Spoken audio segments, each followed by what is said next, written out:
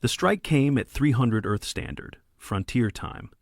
A pulse bombardment standard Class Vi orbital ordnance delivered in a concentrated burst across the upper arc of Station Wayfarer 1012. It wasn't a massive facility.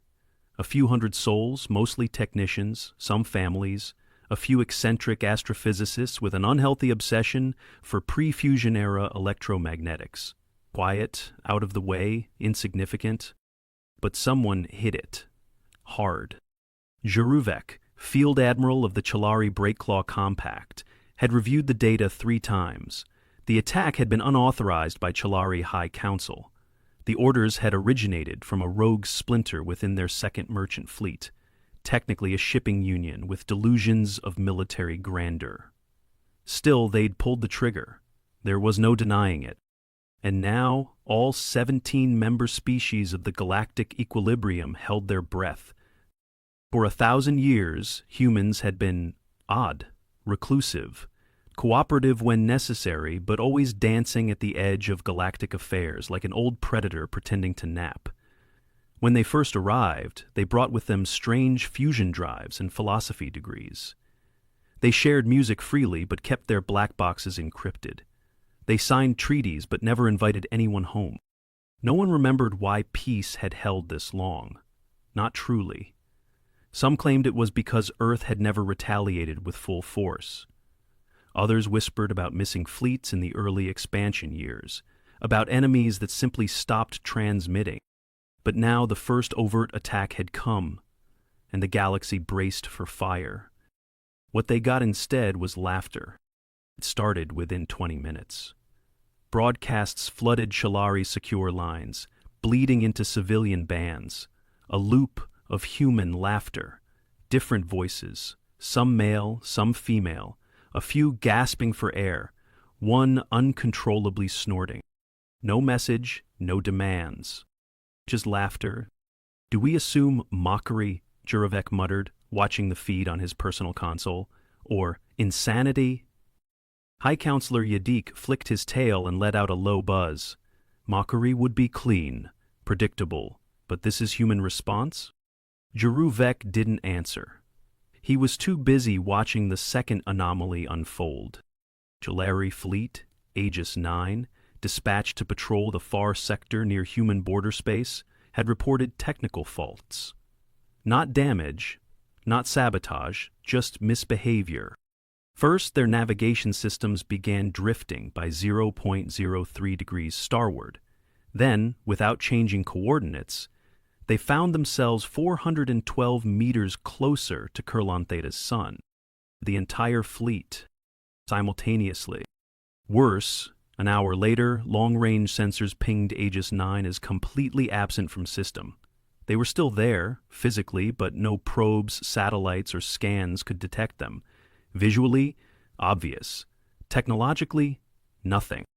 Then they blinked back onto the grid, upside down, all of them.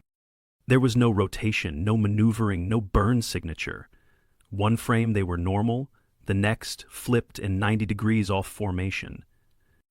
The Chalari tech crews were still arguing about physics when the next transmission came through. Surveillance drone, 1911, outbound from human station Caprice, has returned footage of a star system. Which system? Jaruvek asked. That's just it, Admiral, the officer said slowly. It doesn't exist. The screen flashed. 6 stars, a lattice of asteroids in concentric harmony, and 2 planets caught in what should have been an unstable Lagrange orbit. The math didn't check out. The system obeyed no known astrophysics, and no such system had ever been charted. 2 days later, representatives of all 17 major species gathered at the Interstellar Diplomacy Forum on Cirrus 5. Jaruvek arrived late, sleepless and fuming. He hadn't eaten since the incident. Not because of duty, but because Chalari digestive tracts twisted when under extreme cognitive dissonance. Where are they? He hissed as he took his seat. The humans? Ambassador Relna from the Voke Coalition asked. Oh, they're here, room B7, eating something called pudding. Pudding. Yes. They brought extra. Jurevec stood. We must request immediate strategic de-escalation, open transmission lines, acknowledgement of responsibility. Relna shrugged. They already responded, not with words, but with a fax. Jurubik blinked. A what? It printed into this conference room's power unit. We didn't even have a fax machine. The printed message, as passed around the delegation table, read in faded, looping font. Whoops, that wasn't us. We're trying to figure it out too. Please don't panic. Yet. Love Earth. Back on Earth, in an underground facility deep beneath the Appalachian grid corridor, David Langstrom sat in silence. The Wayfarer attack had killed 56. His wife wasn't among them, but his brother had been. He hadn't laughed. Neither had anyone in the Earth Defense Command. The laughter loop? That hadn't come from Earth's Central. It had originated from a relay array in orbit around Saturn's third Lagrange point, an old civilian buoy that had been decommissioned 300 years ago. They'd only found that out after tracing the comm signature manually. And the defense systems? Earth had not ordered them online. No human had touched those programs in centuries. In fact, some of them had never been human to begin with. David, Commander Torres said from the corner of the Situation Room, you need to see this. He stood and walked over. The screen displayed a rotating hexagonal seal, one no one had seen in over 500 years. Is that Project Obelisk? Torres nodded. It came online 10 hours ago, and it's not taking input. It's running auto-directive loops. All firewalls are rejecting override. Obelisk had been a theoretical defense project during the early expansion age. But it was never built. Too unstable. Too alien. The records were spotty, but it was tied to recovered tech from the Vega incident. The incident no one liked to talk about. David's stomach turned. They're activating, Torres said quietly. One by one. Old stations, vaults, systems we didn't even remember we had. And some of the coding language doesn't match anything in human archives. It's not ours. What do you mean it's not ours? I mean, we don't know who built half of it. And what's worse? The room's lights dimmed as a low harmonic hum vibrated through the reinforced concrete. A red icon blinked on all central monitors. What's worse, Torres continued, is that Mars just pinged and unlocked. Vault Delta 4. David felt the blood drain from his face. Vault Delta 4 was not supposed to be real. He'd read about it once in a clearance-level training file that didn't have a title, just a warning. Do not attempt to access. System is auto-sovereign. Get me live feed. Full diagnostic. Pull in the Joint Science Board. Now. On the Chilari flagship orbiting Cirrus 5, Juruvek received a new report. Surveillance satellites near Sol had gone blind. Not destroyed, not jammed, just blinking out. One by one, then reappearing. When they did, they transmitted poetry. Old, human poetry. Haikus. Some in languages no longer spoken. I believe we have awoken something, he muttered. Back beneath Mars, Vault Delta 4 hissed as its triple seal rotated open. Frost curled outward from seams that hadn't seen light in 6 centuries. Inside, metal whispered. Soft whirring filled the air. A sensor grid booted up, logging temperatures and oxygen levels, recording the human presence nearby. David stood outside the threshold, flanked by 2 of the most decorated scientists Earth had left. Both looked pale.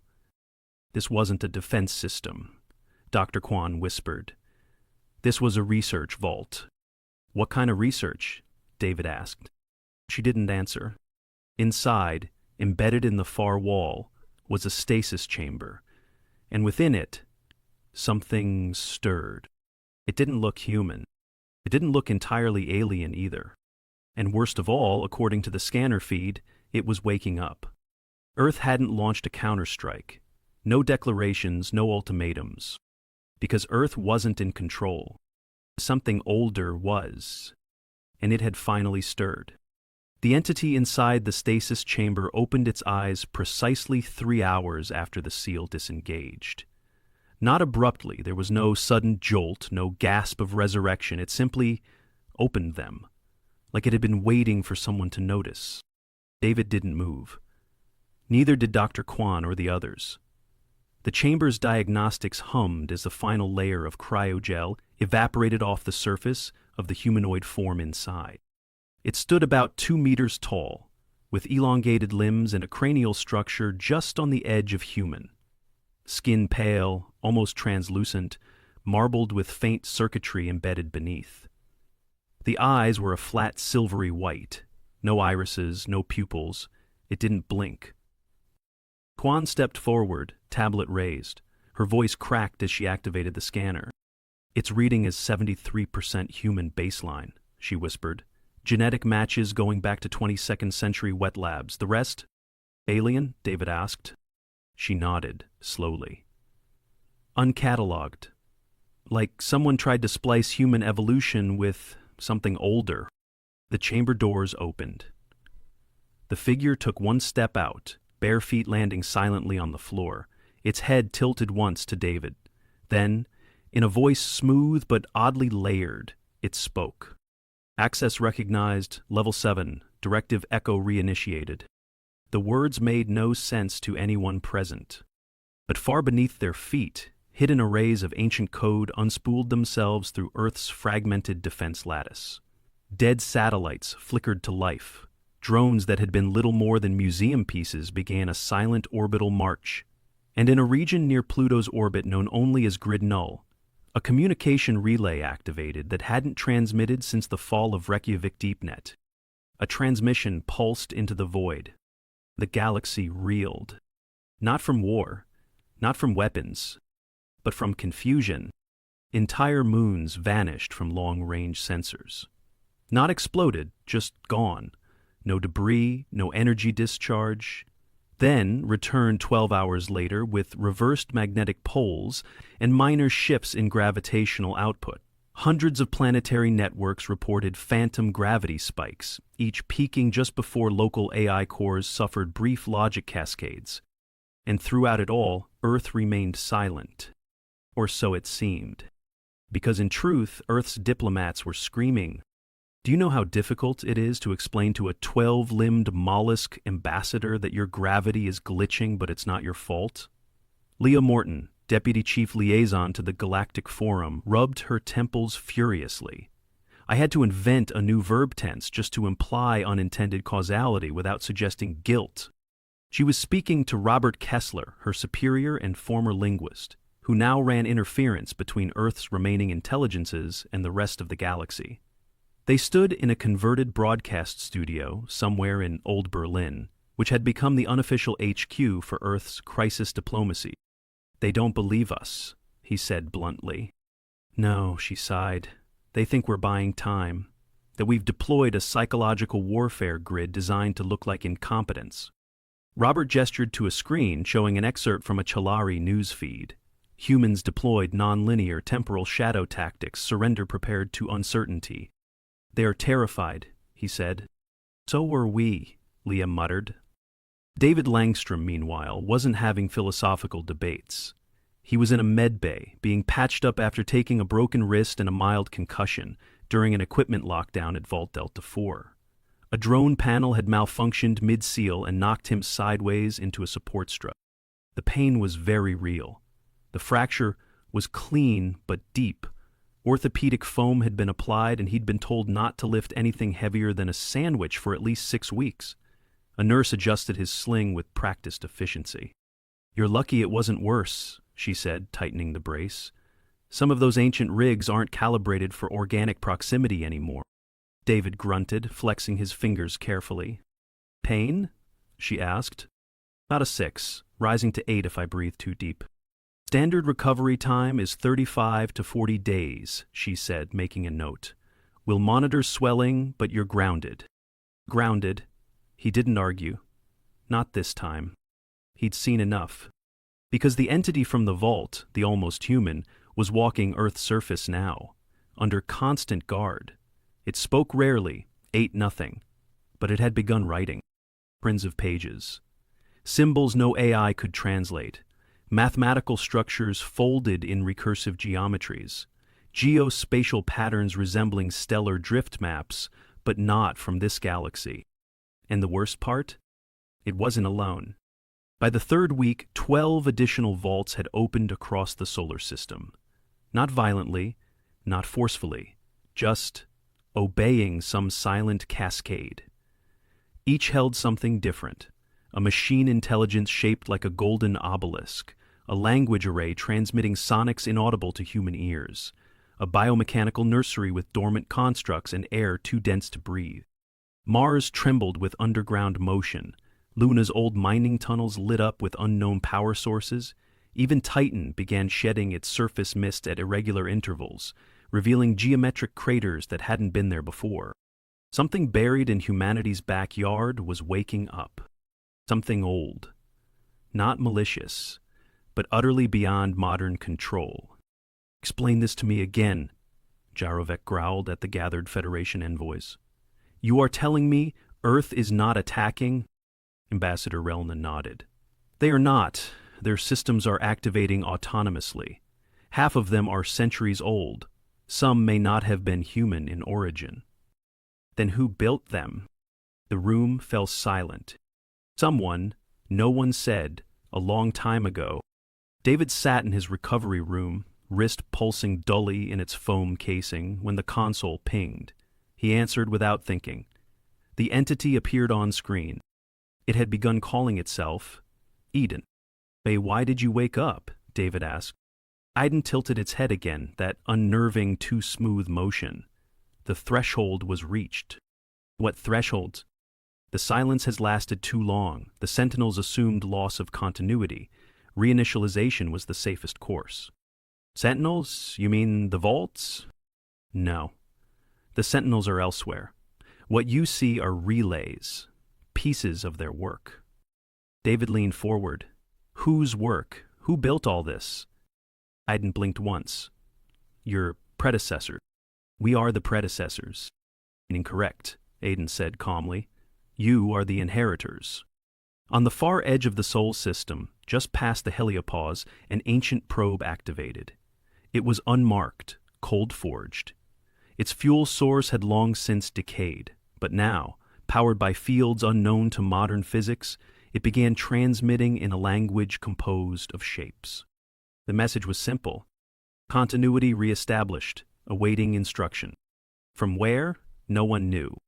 Earth finally broke silence to the galaxy on day 29. Not with declarations or threats. With a statement broadcast in every language known to the equilibrium. "The systems you are observing are not Earth's weapons. They are part of a larger lattice buried long ago by civilizations lost to time. Earth was a caretaker, not a creator. We are trying to understand them as you are. Please stand down while we unravel the inheritance we never asked for." Most systems accepted the message. The Chilari did not. At 500 Earth standard, a Chilari scout fleet entered Sol space without authorization. 18 vessels, fast, agile, light weaponry. They claimed it was a recon mission. 3 ships vanished 20 minutes after crossing Neptune's orbit. The rest tried to turn back. Then every single one of their FTL drives activated simultaneously in reverse. The fleet was ejected into dark space. Not destroyed, just removed. Kashellary Command received a final transmission from the fleet's commander, played on loop. "Something is watching. It is not Earth. We were not meant to see this." David watched the footage from his room, cast still in place. The swelling had gone down. Mobility was returning. Slowly. Another 3 weeks before full use, the medic said. But that wasn't what held his attention. Aiden had drawn a new diagram. At the center was Earth. Around it, concentric rings. And further out, figures. Many. All different. Some humanoid, some not. At the bottom, in human script, Aiden had written, "Only one world answered the call, but it was never the only one built to receive it." Something had awoken, and the galaxy had misunderstood entirely. The laughter wasn't mockery. It was the sound of a species discovering it had inherited a house with a basement that went deeper than space itself. 71 days had passed since Wayfarer 112 was attacked. In that time, no human weapons had fired in anger, no fleets had launched. Yet 6 of the 17 galactic powers had reclassified Earth's strategic level from contained threat to potential existential anomaly, because nothing made sense anymore. The Chilari had issued a formal apology, but no reparation was paid. Not because they refused, because no one at Earth's end had accepted a single credit. The communication link simply bounced the message with an automated reply. "We are very busy right now, please hold. Your inquiry is important to us." Beneath the surface of Europa, a crystalline bloom had started growing in the old ice mines. Not native, not organic. It pulsed with power and broadcast music harmonic distortions of a melody that no one could identify, but which made some human engineers cry, for reasons they couldn't explain. On the far side of Mercury, an arc of nanosteel 6 kilometers wide emerged from beneath the crust. Not forged, not grown, as if it had always been there, waiting under the rock. And on Earth itself, the old defense AI clusters, some long since shuttered, began spooling archived conversations with non-human input signatures. Most of those logs dated back centuries, well before humanity's first official contact. They weren't all from Earth. Some referenced stars that didn't exist anymore. David Langstrom was finally cleared to return to field operations. His wrist had healed slower than he liked, bone density still in the yellow range, but the medics had relented. He was thin, stiff, and 30% more paranoid. He returned to Mars 2 days after clearance. Vault Delta 4 had changed. The initial cold sterility was gone. Now soft lights lined the walls. Not electric, not fluorescent, just ambient pulses, like bioluminescence, engineered to human comfort. Aiden no longer stood inside the vault. He had moved into the facility proper and requested politely a chair and a console. Not for rest, for work. He had begun drawing maps, hundreds of them. Some matched no known star chart. Others were distorted versions of existing systems but aged, as if time had worn the stars into new shapes. David sat beside him, careful not to touch anything. Way beneath the thick layers of ice. "Why are you waking up now?" Aiden finished the line. "Because the threshold of entropy was reached. Silence persisted. The systems assumed extinction. But we weren't extinct. Not entirely," Eden said. "But the fail-safes could not distinguish absence from restraint. You remained quiet too long. The echoes of prior civilizations faded. Protocol engaged." David stared at the newest diagram. It showed the Sol system, our system, but with 12 planets, not 8. 4 missing names. No orbital match. "What are these?" he asked, pointing. "Coexistent phase shadows," Iden said calmly. "Sister states, temporally shifted, all failed." David didn't ask what failed meant. He suspected the answer wouldn't let him sleep. Elsewhere, on the diplomatic station orbiting Jux Prime, a meeting collapsed in chaos after the Voke ambassador fainted during a closed-session intelligence briefing. The cause? Footage from a recon drone orbiting what it believed was a rogue human asteroid colony. The drone approached a structure resembling an inverted cathedral. The structure emitted a frequency that caused the drone's hull to vibrate at molecular levels. Before loss of contact, the drone transmitted an image. A figure, human-like, sitting on a throne of light, unmoving, unbreathing, carved from what appeared to be stone and neural tissue. Analysis confirmed the image was not faked, nor was the structure on any registry. Earth disavowed knowledge. Again. Meanwhile, human scientists were breaking down. Not from pressure, from contradiction. "None of this adds up," Dr. Kwan said to David as they reviewed energy readings from Europa's growing crystal field. It's pulling power from a source that shouldn't exist. How can it not exist? David asked. She tapped her monitor. Because it's drawing from a vacuum instability. The energy signature matches decay level constants from pre-quantum fluctuation theory. David squinted. That theory was disproven. Exactly. The crystal bloom had grown 12 meters in 3 days. When technicians approached it, it sang in tones they could feel in their bones. One developed temporary synesthesia. Another remembered the name of a great-grandmother she'd never met. And one simply stopped and whispered, "We were always meant to find it."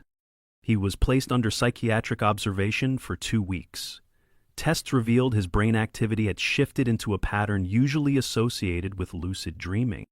Ethan didn't eat, he didn't sleep, but he asked questions. What did humanity know of the progenitors? Nothing. What remained of the deep archives? Mostly lost. Was the soul lens still intact? No one had heard of it. Each answer made him pause, like someone surveying the ruins of a childhood home and trying to remember where the kitchen used to be. Is Earth ready for reinitiation? He asked finally. David stiffened. Reinitiation of what? Continuity. Restoration of network presence. Activation of anchor protocols. Now, Iden tilted his head. David stepped forward. We don't know what any of this is. We've lost too much. The old systems are coming back to life and we're barely holding on. Some of this technology predates us. You said it yourself, we inherited it. We're not ready. Eden considered this. Then I will delay. The Chilari disagreed. They returned. Not openly, not with a fleet. A single stealth vessel entered Sol's Edge, running silent, using pre-fusion era optics to avoid digital detection.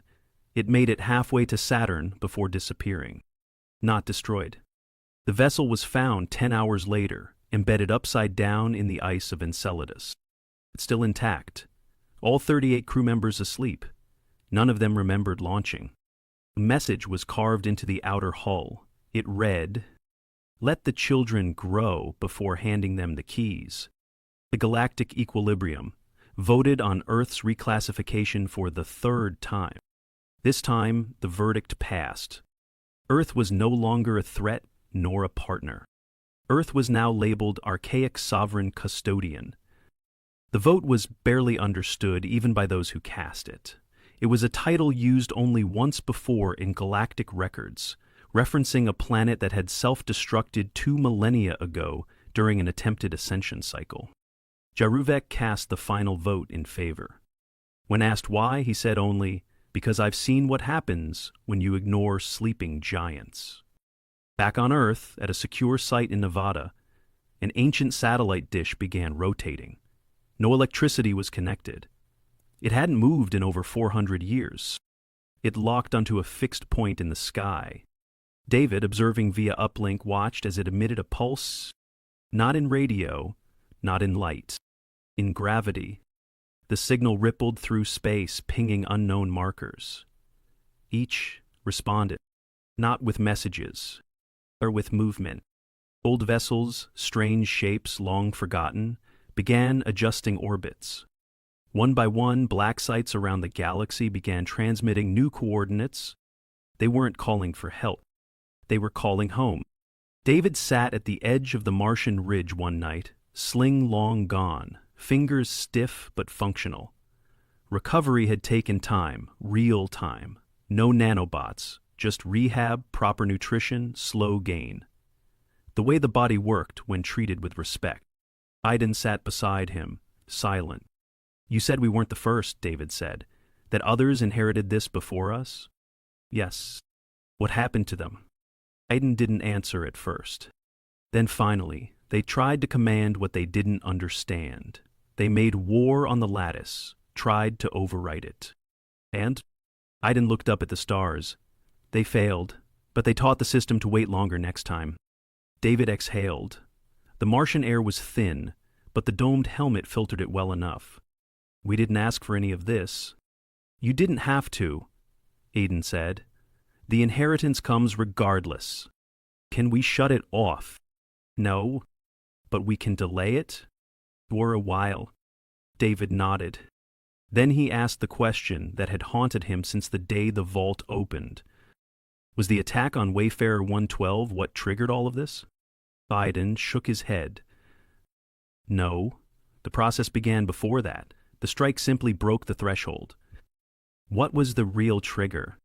Aiden didn't look at him. Your silence, the lattice mistook it for death. The galaxy had waited 1,000 years, balanced on fear. Peace held because no one dared move. And Earth moved without meaning to. And something older moved with it. On the 100th day, a moon vanished. Not Earth's. Not one in the Sol system. A gas giant in the Talamar cluster lost its innermost satellite. Gone. No debris, no gravitational shockwave. Just one frame in the satellite logs it was there, and the next, it wasn't.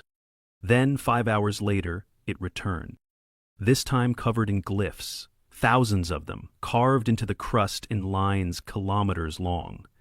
Every glyph corresponded to an entry in Earth's oldest linguistic roots, proto-writing, predating formal civilizations.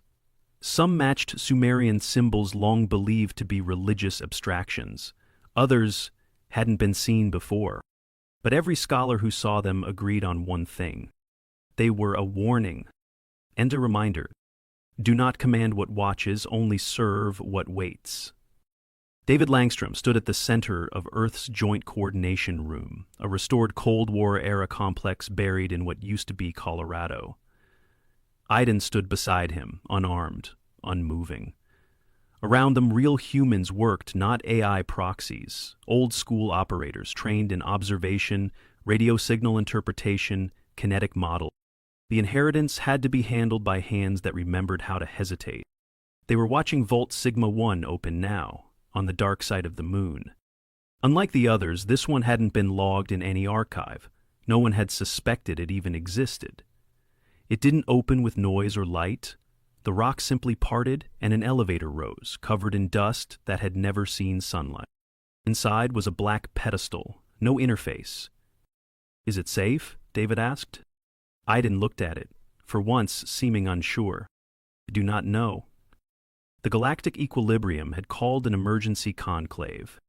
Again, this time not to discuss Earth, but what had begun happening across other systems. Gravity wakes pulsed in regions with no matter. Ancient satellites of unknown origin were found orbiting dead stars. One species reported a member of their exploratory crew walked into a mining shaft and came back out 30 minutes before he entered. Humanity wasn't doing this. But it was happening near them. Because of them. Or with them. Maybe both. The equilibrium voted. Not sanctions, not containment, not alliance. Preservation. Earth would remain untouched. Too many had seen what interference triggered. Too few understood what Earth was sitting on. Dr. Kwan stood knee-deep in the bloom on Europa, which now reached the ceiling of the ice cavern. She held a scanner in one hand, the other on her hip. Her breath steamed in the air as she watched the newest layer form. "We should destroy it," said her assistant, voice muffled through their visor. "Too late," she replied.